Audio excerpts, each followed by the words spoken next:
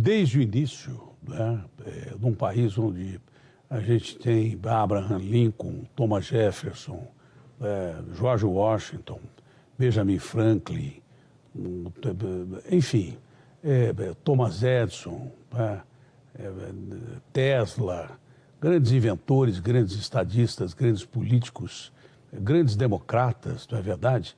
Num país que tem uma história de democracia, baseada já na sua Constituição, que é imutável, lá a causa lei pétrea é lei pétrea mesmo que muita gente não concorde, por exemplo, com a questão do armamento, quando alguém mata alguém em escolas e daí por diante, eles não tiram a cláusula da Constituição, porque lá a Constituição é respeitada, não é rasgada como já foi rasgada várias vezes aqui no Brasil, em detrimento do povo que ela defende.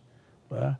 Foi um absurdo que nós vimos nos Estados Unidos, provocado por um cidadão desequilibrado, egocentrista, um apresentadorzinho reles de televisão que se julga Deus. Esse sujeito, eu já vinha dizendo há muito tempo, é o pior presidente da história americana e vai passar para a história mundial como o sujeito que chegou perto de acabar com a democracia, o sujeito que chegou perto de arranhar a democracia. E ele deve ter um julgamento como tal. Se fosse empichado, seria um grande exemplo americano para a democracia mundial, porque isso não arranha a democracia nos Estados Unidos. Todos os países democráticos do mundo se manifestaram contra esses episódios, né?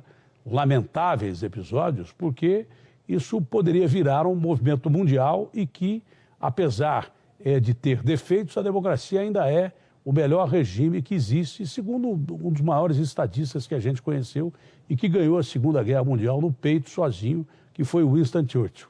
Com todos os defeitos que tem a democracia, ainda é o melhor regime que existe.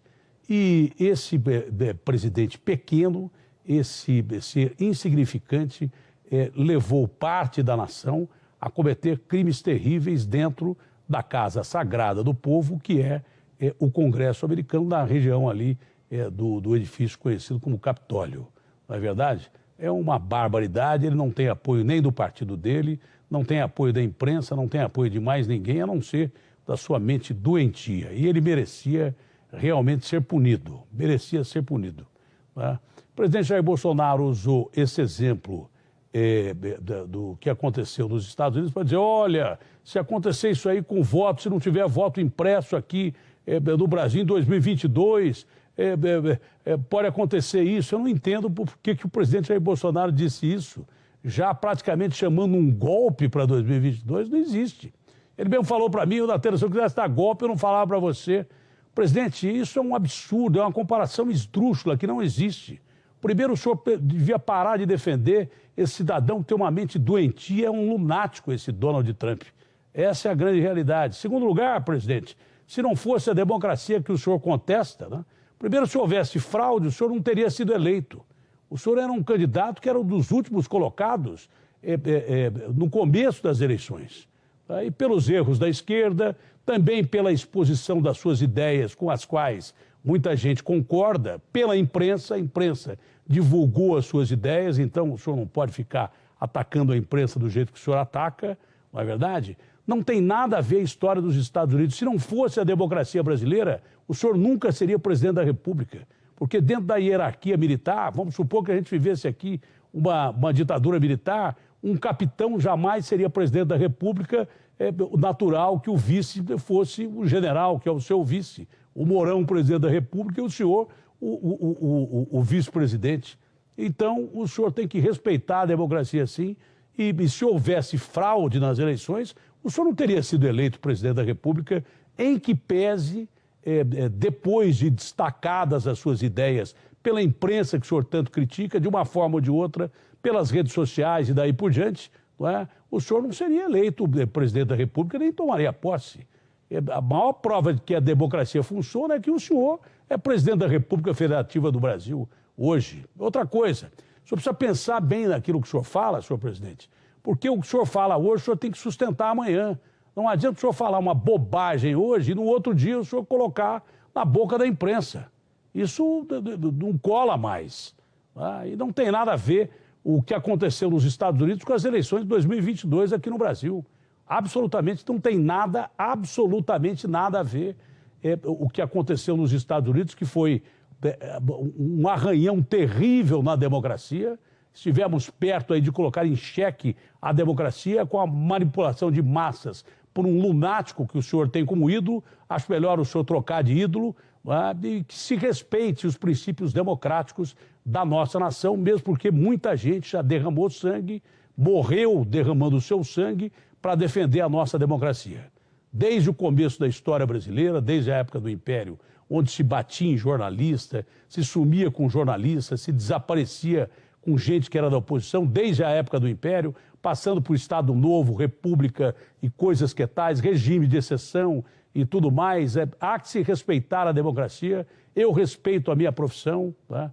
Eu não aceito o termo canalha, pelo menos para mim, eu não aceito o termo canalha, e não aceito o termo canalha para a história da imprensa brasileira. Se não fosse a imprensa brasileira, hoje a gente não viveria um país democrático. Eu respeito a minha profissão, respeito os meus colegas de trabalho, e nenhum de nós pode chegar em casa e olhar para o filho e ter o seu filho te questionando: o senhor é canalha, papai? Não, eu não sou canalha, não aceito esse termo, respeito a minha profissão. A imprensa brasileira esteve durante vários períodos de exceção, desde a época do Império, quando se tolhia as liberdades populares, em linha de frente. Muita gente perdeu a sua vida, muitas famílias perderam seus parentes, desaparecidos, com histórias que não foram contadas até hoje. Isso é inadmissível comparar-se o que aconteceu nos Estados Unidos para usar de exemplo aqui no Brasil. É exatamente o contrário. O que aconteceu lá foi um arranhão à democracia simplesmente inaceitável, imponderável, e que a gente não pode engolir de jeito nenhum.